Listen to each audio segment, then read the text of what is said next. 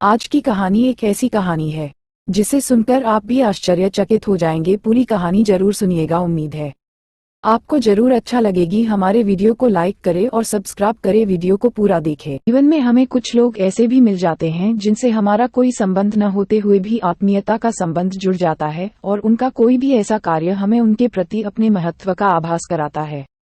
प्रस्तुत संस्मरण में लेखिका ने ऐसे ही एक पात्र का जिक्र किया है जो महाभारत काल के एकलव्य से किसी भी रूप में कम न था। गंगा पार झूस के खंडहर और उसके आसपास के गांवों के प्रति मेरा जैसा अकारण आकर्षण रहा है, उसे देखकर भी संभवतः लोग जन्म जन्मांतर के संबंध पर व्यंग्य करने लगते हैं।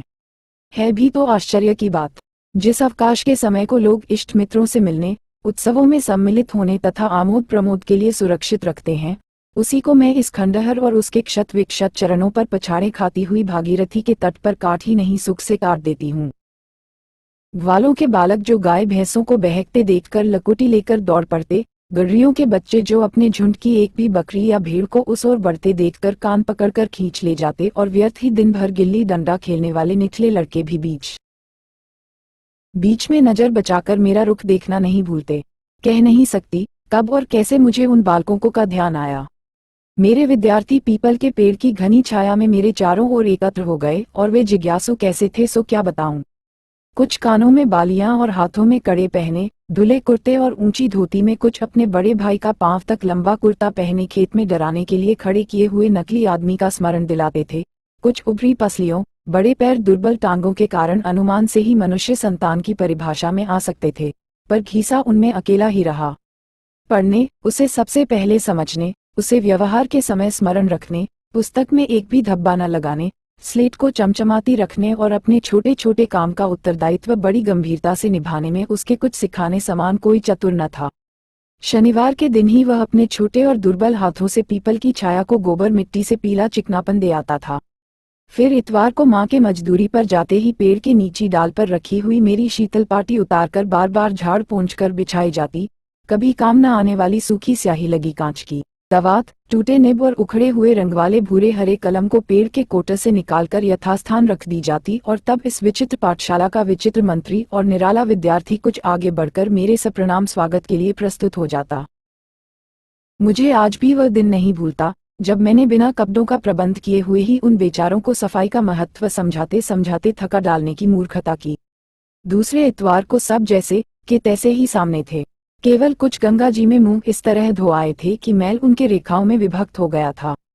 कुछ के हाथ पांव ऐसे घिसे थे कि शेष मलिन शरीर के साथ वे अलग जोड़े हुए से लगते थे, और कुछ मैले फटे कुर्ते घर ही छोड़कर ऐसे अस्थि पंजमय रूप में उपस्थित हुए थे, पर घीसा गायब था। पता चला कि कल रात को माँ को मजदूरी के पैसे मिले और आज सवेरे वह सब काम छोड़कर पहले साबुन लेने गई।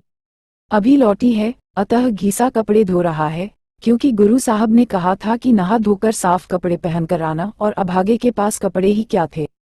जब घीसा नहाकर गीला अंगोछा लपेटे और आधा भीगा कुर्ता पहने अपराधी के समान मेरे सामने आ खड़ा हुआ, तब आंखें ही नहीं मेरा रोम रोम गीला हो गया।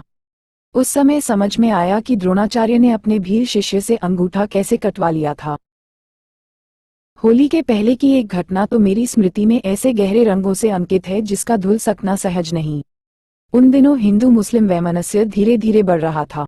घीसा 2 सप्ताह से ज्वर में पड़ा था।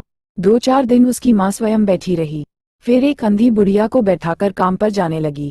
इतवार की सांझ को मैं बच्चों को विदा दे घीसा को देखने चली, परंतु पीपल से 50 पग दूर पहुँचते पहुँचते उसी को डगमगाते पैरों से गिरते पड़ते अपनी ओर आते देख मेरा मन उद्विग्न हो उठा। वह प्यास से जाग गया था। इतने में मुल्लू के काका ने नदी पार से लौटकर दरवाजे से ही अंधी बुढ़िया को बताया कि शहर में दंगा हो रहा था। तब घीसा को गुरु साहब का ध्यान आया। मुल्लू के काका के हटते ही वह ऐसे हौले हौले उठा कि बुढ़िया को पता ही न चला, और कभी दीवार कभी पेड़ का सहारा लेता लेता इस ओर भागा।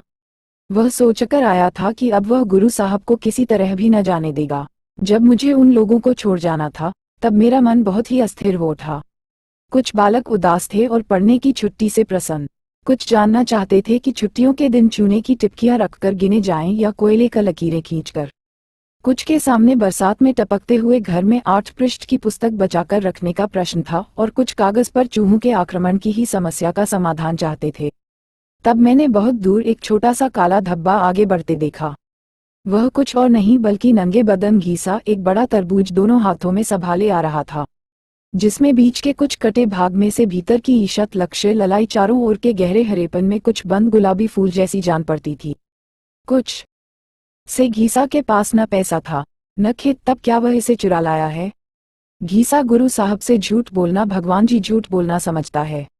वह तरबूज कई दिन पहले देख आया था।